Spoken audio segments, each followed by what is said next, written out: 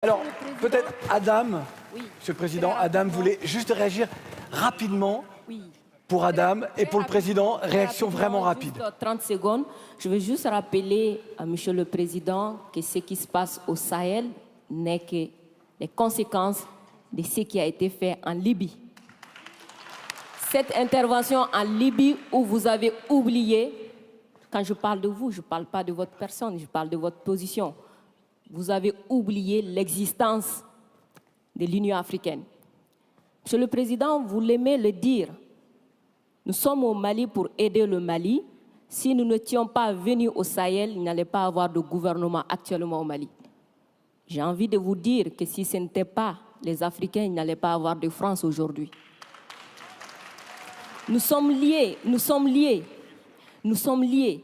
Arrêtez de dire que vous êtes venus nous aider. Non, parce que le terrorisme ne menace pas que le Mali. Vous êtes aussi menacés. Arrêtez de nous culpabiliser sur une position de victime. Mais Adam, je ne vous culpabilise pas. Monsieur le Président, je n'ai pas terminé. Je ne vous culpabilise pas. J'essaie de restaurer justement un dialogue réciproque et de respect. Oui. On n'est pas là simplement pour nos intérêts quand on arrive au Mali en 2013. C'est un fait. Par contre, ce que vous avez dit sur la Libye, je l'ai dit plusieurs fois comme président, je partage ce que vous avez dit. La Libye, on n'a pas respecté la souveraineté d'un peuple et ça, c'est une erreur. D'accord, merci d'avoir reconnu ça. Et si vous reconnaissez ça, vous allez voir que ce qui se passe au Sahel n'est que les conséquences de cette intervention. Donc, vous êtes au Sahel pour corriger l'erreur que vous avez commise en Libye. Et en corrigeant ces erreurs, vous êtes en train de commettre d'autres erreurs. Monsieur le Président, je vous rappelle que l'intervention militaire étrangère n'a jamais réglé un problème. La Libye, elle est comment aujourd'hui? L'Afghanistan, c'est comment aujourd'hui? Donc l'intervention militaire ne va pas arranger les choses. Je ne voudrais pas que mon pays soit comme la Libye.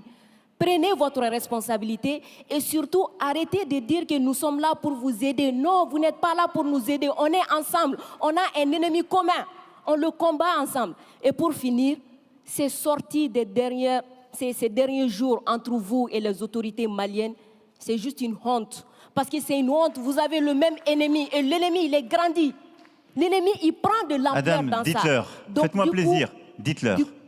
Du coup, arrêtez ça, arrêtez ces discours paternalistes, dire que nous allons vous aider, non, nous n'avons pas besoin d'aide, nous avons besoin de coopération, nous avons besoin de partenariat et nous sommes liés par l'histoire, mais nous sommes liés par les dangers, nous sommes liés par les défis. Mais je suis 100% d'accord avec ce que vous venez de dire.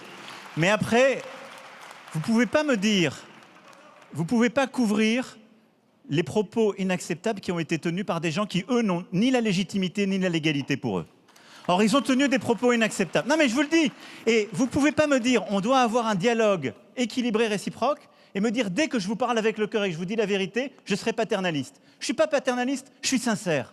J'ai droit à la même sincérité que vous. Me demandez pas, dès que je dis la vérité, je serai paternaliste. On ne va jamais s'en sortir. Vous me dites la vérité avec votre cœur, vous me prenez à partie, vous me bousculez. J'ai le droit de vous dire ma vérité aussi. Ce n'est pas du paternalisme, c'est de la sincérité. Ok, Monsieur le Président, non, juste pour dire que la sincérité n'exclut pas la courtoisie, la sincérité. Mais je suis courtois comme vous l'êtes avec moi, Adam. Oui. Nous sommes courtois les uns. Je suis carrément d'accord avec vous, Monsieur le Président. C'est juste vous dire que j'adore votre sincérité, mais elle n'exclut pas le respect, elle n'exclut pas la courtoisie. Je pense que nous avons l'un et l'autre, là dans le débat, une très grande courtoisie. Absolument. Et on fait la démonstration qu'il n'y a pas de paternalisme, il n'y a pas d'agressivité, il y a une vraie sincérité, mais il n'y a pas de tabou. Et ce que vous avez décrit sur ce qu'on fait au Sahel, c'est exactement ça. Moi, je ne pense pas que l'intervention militaire soit l'alpha et l'oméga. Je pense le contraire. Et donc, le problème que vous avez aujourd'hui, c'est qu'il y a une autorité de transition qui dit « ils devraient rester là militairement, parce qu'ils ne veulent pas faire le travail ». Nous, mais exactement, il y a des accords avec des engagements de toutes les parties. Et donc, nous, on est là pour la sécurité, mais à côté de ça, depuis 2017, on a l'Alliance internationale pour le Sahel, qui est de l'aide au développement avec la Banque mondiale, l'Allemagne, tous les pays, justement, européens et autres, qui est cet investissement solidaire qu'on a dans la région. Et il y a le rôle du retour de l'État. Chacun doit faire sa part. Et plus vite le reste est fait, plus on peut se retirer militairement, ce qui est beaucoup mieux. Parce que je vais être clair avec vous, je partage totalement la finalité jamais une intervention militaire ne remplace le travail d'un État. Jamais. Et moi, je peux vous dire les yeux dans les yeux que je n'ai jamais envoyé l'armée française contre un État souverain ou pour remplacer un État souverain. C'est ce qui a été fait en Afghanistan, ce qui a été fait en Libye. C'est la grande différence avec le Sahel. Refermons le chapitre. Monsieur le Président, on va refermer le chapitre. On va s'intéresser